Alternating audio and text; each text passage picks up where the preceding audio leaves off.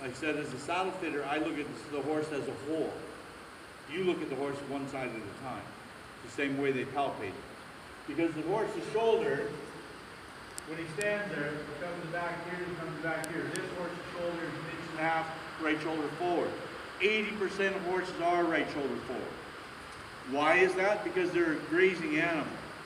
When they graze, they put their strong foot out, and that's also why you'll find horses have a slight higher heel on one side and lower heel on the other side. The lower heeled one is the one they put out, because then with the lower heel they can relax and then pivot over their shoulder, and then they can graze properly. So that's the reason why. And then also that Anne from Norway, because I always talk about asymmetries. Asymmetries of a horse always starts from the skeletal structure. The skeletal structure of the horse creates the biomechanical movement. The biomechanical movement creates the asymmetrical muscle structure of the horse. Everything comes down to the skeletal structure. She sent me a form that she found, and she said, when I read this, she said it reminded me so much of what you preach about, is the asymmetry of skeletal structure. And it had a picture of the horse's sacrum, where the lumbar vertebrae is coming into the sacrum, and that on the one part of the sacrum, the bone was extended on one side and not on the other. So even where the bone was attached into the sacrum was asymmetric, which all horses are. If I take this horse here, and if I come to him, if I take a look at his dock set when he's standing perfectly square, his dock set of his tail will be high on one side, low on the other side. Hamstring muscle, more development on one side, lower on the other. But if I come to the top of his hip bone, and I touch the top of the hip bone here, one side will be higher, one side will be lower. The lower side will be the side that's farther forward, farther back. The higher side will be the farthest forward. So all horses, the pelvis is rotated this way and rotated this way. For example, if this horse is right side low, his lumbar longissimus dorsi muscle is weak on the right side, that's the side of the pelvis that will be lower and farther back, because he's used to doing this. So this is where he drops his rib cage. So this elongated muscle, this is a contracted muscle. So that's what makes a horse like that so hard to bend to the right. Because when you're bending him to the right, you're actually trying to push the rib cage from the right over to the left and get the inside leg underneath. And they don't want to do that. One, because you're sitting over here and I have to support your weight. And then to bend it over. So it's like, this is the contracted side. So when I bend him to the left, he bends really easy. But that's because this is the elongated side, but the pelvis won't sit there. When he goes through a corner of a bend, he bends this way. He doesn't go and bend through his rib cage and turn. He will do that on the right, but not on the left. Because his pelvis has to protect you from it's like jumping riders. Jumping riders, they'll come and they'll go to the jump and they say, oh, my horse never jumps straight. Why doesn't he jump straight? Because as a rider, when you sit on top of a jumping horse, and you're sitting over to the left side, when that horse takes his leap over the fence, if he doesn't swing his pelvis over to the left to support your weight, then you both fall over the jump. If you sit the saddle perfectly straight, that horse will jump straight every time. And I've proved that many times. The horse will always protect himself. So they have to, if you're falling to the left, they're gonna swing their pelvis to the left. If they're falling to the right, they're gonna do the opposite way. Same thing with a dressage horse. He's going to save himself that way also. So it's very, very important. Again, asymmetrically fitting saddle is to sit over. So now I'm just going to palpate this horse quickly and show you guys. Then when I palpate also, I palpate so the thoracic trapezius muscle and then the dorsal ligament. So now I'm going to palpate on the dorsal, because the dorsal ligament is the spot where a horse can be hurt also from the saddle. The longissimus dorsi muscle, this is a flat muscle. It's a weight-bearing muscle. It's able to protect itself unless your saddle sits extremely high in front. If your saddle sits extremely high in front, then you're putting too much weight over a small area. And then this muscle will get very soft, like jello.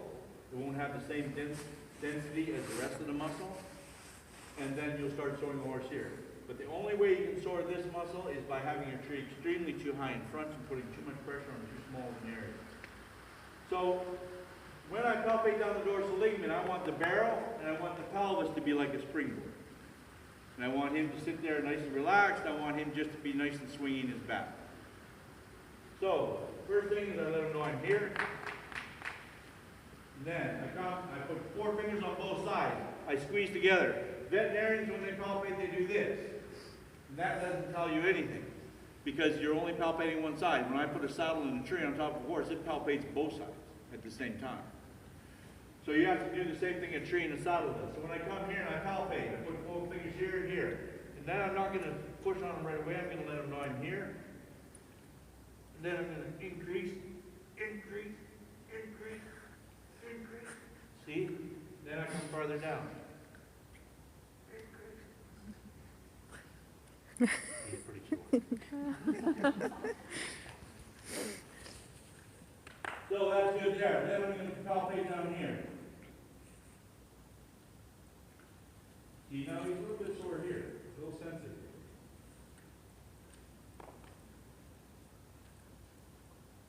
See, this is what we don't want. I don't want this. When I touch here, the sacrum, I want the sacrum just to bounce. See when I touch him here? That's not good. That's not good at all. So he's not sore at all here, but he is sore here. So with this horse, how old is this horse? So when I palpate a horse, in the withers he's really good, and then I palpate back to here, and then, I mean, he's getting sore in through here. When I palpate him and he's sore in through here, the first thing I do is I take a look at his conformation.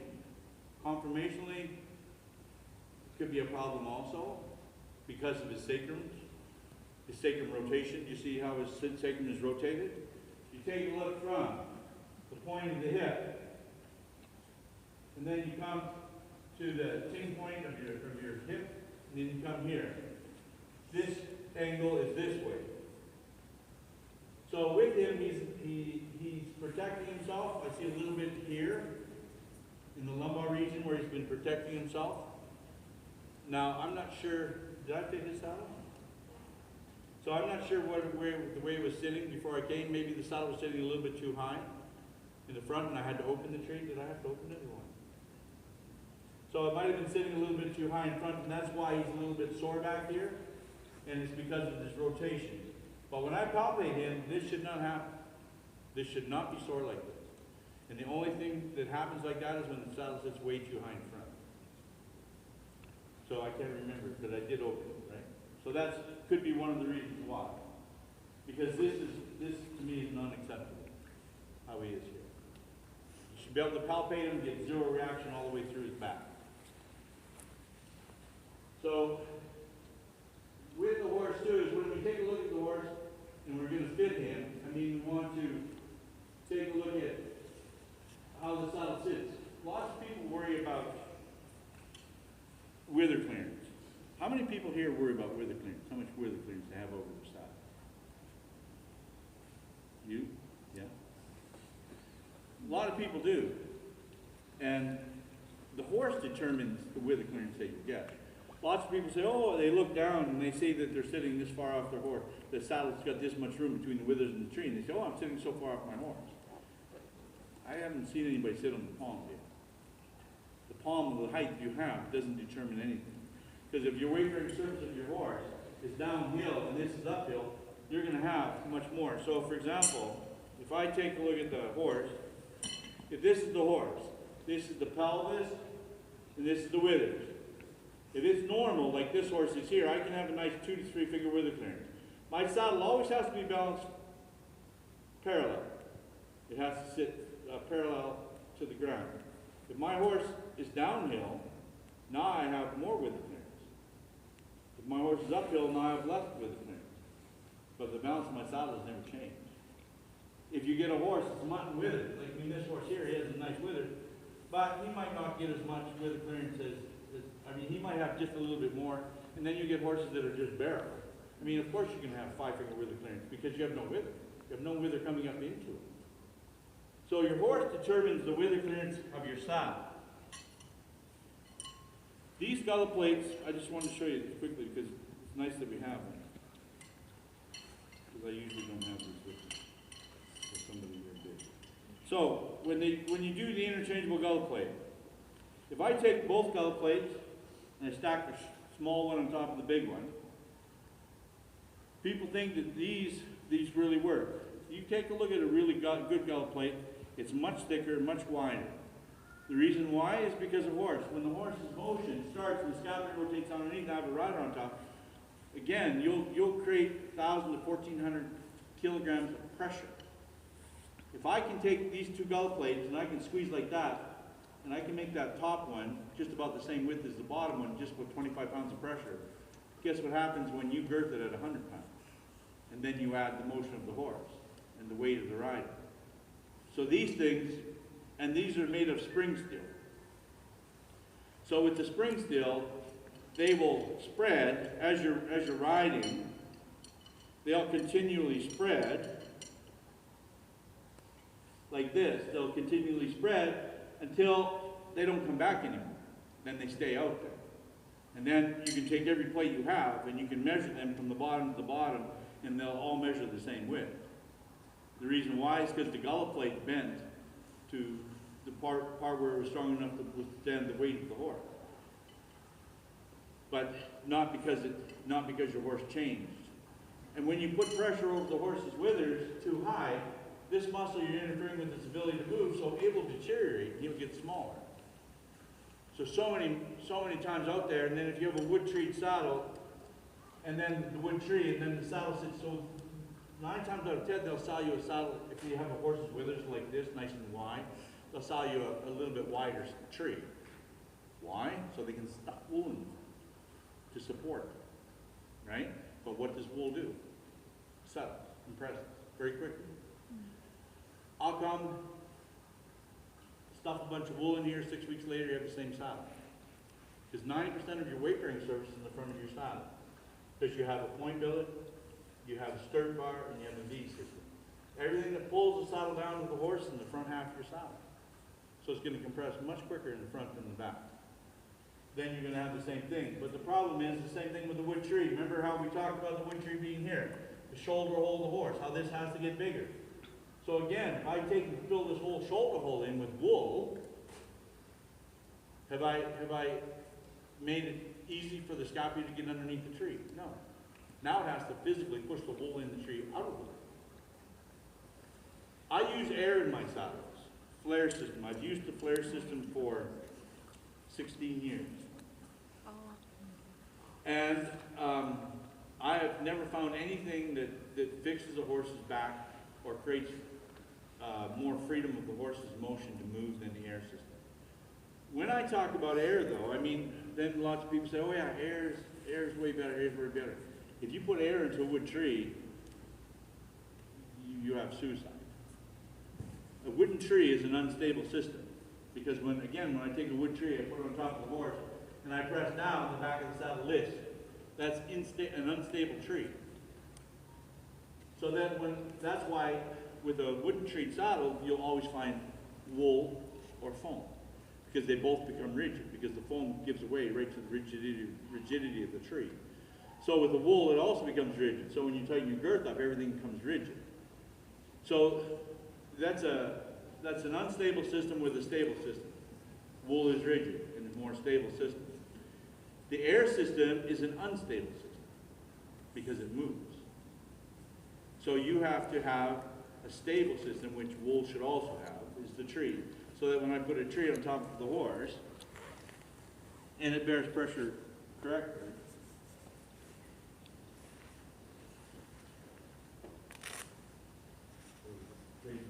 but when it bears pressure correctly, it comes way down there. If I press down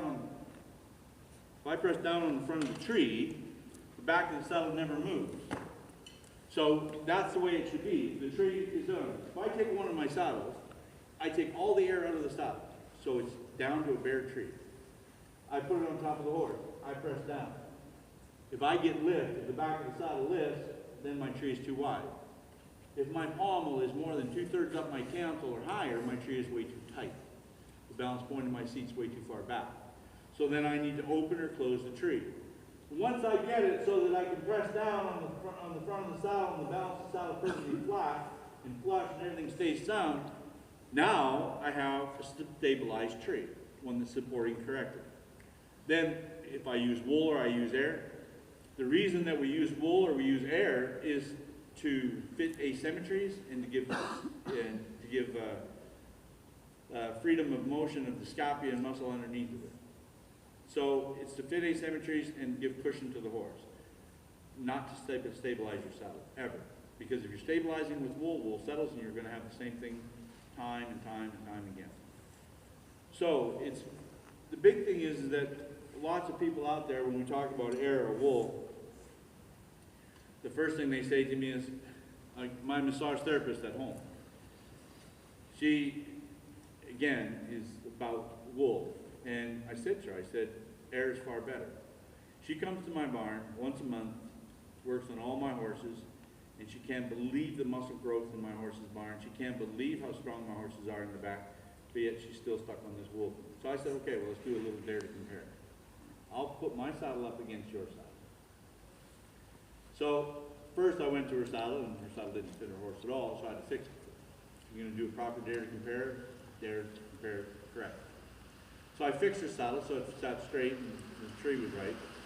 She rode her horse, and I had her do some simple exercise and showed her the resistance in the rein, how much aid she had to use to get a reaction. And then I put her in my saddle.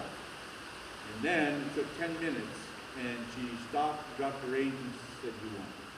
Now rides in my saddle there. Her horse's back has built so much muscle, her horse's back has become sound, and everything else. But the big thing is what her comment to me was, show me the proof that air is better than wool. What was my answer to her? Show me the proof that wool is better than air. Because the only reason that we use wool is because we have many, many sheep. Wool is far easier to use than horsehair, what we used to use. Right? So now we use wool. Not because somebody did a whole bunch of research to prove that this was such a good system for the horse, because it was accessible to it. So I did show her research that was done. There was research done, a couple of research done by independent companies. The last research that was done in England was done by an independent company. What they did is they took one saddle. They took all the wool out of it, and they put brand new wool in, stuffing the saddle as soft as they possibly could. So now I'm testing wool at its absolute best, because it's been freshly stuffed and it hasn't compressed yet. So what they were doing was they were trying to figure out the blood recovery to the muscle and the compression to the muscle during work.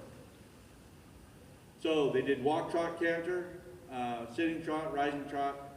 They did the same horse, same day, same footing, same rider, same everything. They did the wool first, took the saddle off, took the wool out, put the air system in, put the saddle back on, and did the same thing. Air won hands down. But if you think about air to wool, if I put a saddle on top of the horse and it's got wool in it, and then it sits on the horse, there is no deviation from the wool. It's straight down compression. So when you sit in it, the muscle compresses straight down. So now you get compression, 100% compression, because when you sit, the wool doesn't flare out, doesn't do anything, it just goes straight down. So now you compress the muscle. So now when you ask for motion, the muscle's compressed. So now the compression of the muscle disallows blood to flow freely into the muscle. Because if I take a sponge, and if I take a pitcher of water and I pour into the sponge will accept the water very well. If I compress it 50% and then try to pour it in, it's not taking the water so well. So with lack of blood is lack of oxygen. Lack of oxygen is very important to development of muscle and fatiguing of the muscle.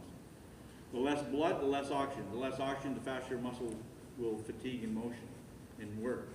The air system is like a balloon. If I take a balloon and I squish it in half, just because I said balloon, don't everybody think air is balloon, okay? What happens is it compresses, so it pushes out. So I'll get 40% compression, 60% expansion. So I'll get a bigger weight-bearing surface, and then the air will always move with it. So many people say, yeah, but when you sit in air gets hard. Really? You can sit in the saddle, and I can take my little finger and I can push in, and I'll push that panel right in. Then I want you to do that with the wool flux saddle and tell me which one gets hard. Wool's already hard. So it moves with the muscle. So it stimulates massaging the muscle in work, which promotes blood flow. Because now I only have 40% compression instead of 100% compression, and then I have stimulation, I promote more blood. With more blood comes more oxygen. More oxygen creates faster healing, faster muscle building, and far less fatiguing of a muscle. People don't realize when you're riding your horse and he's sweating and he's fatigued out, because you fatigued him far closer, now you're not helping the muscle, you're breaking the muscle down. The lactic acid within your muscle is deteriorating the muscle. It's not getting bigger, it's getting small. So the biggest thing is to allow the muscle to move and freedom to move. So the big thing is that we need to have the whole muscle to be free in that way so that it has the ability to develop and to move. Asymmetry is very, very important, extremely important. So for those people who preach symmetry, it's just not correct. I mean, again, think logically. If we think more logically about our saddles, then our horses will be far happier. Because the stories that are being told today, if you think about things logically, about just about biomechanics or anything else, then you'll be able to see through what is true and what's not true. And the other thing that I'll talk about, which I get asked about all the time, is treeless saddles. So treeless saddles, in North America, one of the biggest reasons why people are buying treeless saddles today is because they don't want to lift a lot of weight. Treeless saddles are very light. So that's the only reason that they're using treeless saddles. They think it's better for the horse, but the problem is that the withers are supported from the front limb. The pelvis is supported from the hind limb. The spinal column connecting between both is a swinging bridge, totally unstabilized. The thoracic vertebrae of the wither go this way. Then there's the 9th to 12th thoracic vertebrae here that are straight up and down, and then they go to the 18th, and then the lumbar region. So the strongest part of the horse's back is between the thoracic 9th and 12th vertebrae. That's where they lift and are strongest. So what happens with a treeless saddle is that when you sit, all the pressure goes exactly where you sit. And again, when we started this conversation, we started about saying, what do horses want? Stability and comfort. How do we create that? Distribute weight, right? The reason why we put trees in saddles was distribute weight. A horse's muscle can withstand 2 pounds of pressure per square inch before we damage that muscle. From 2 pounds to 4 pounds per square inch, we're damaging the muscle. We're not creating white hairs, but we're damaging the muscle. Between 4 pounds and 6 pounds of pressure per square inch, we're compressing that muscle so much that we're cutting the blood flow off that source of the muscle till we kill the follicle of the hair, creating white hairs. From 6 pounds beyond, it's eating the muscle while we're working it. That's how damaging it is. So white hairs, this horse here right now, he's sensitive in the back. I don't see a white hair on it. So chances are that we're between that 4 and 3 pounds per square inch on his back right now, and that's in this area. That's why he's sensitive back here. So the poundage that we're actually looking for is 1.5 pounds per square inch.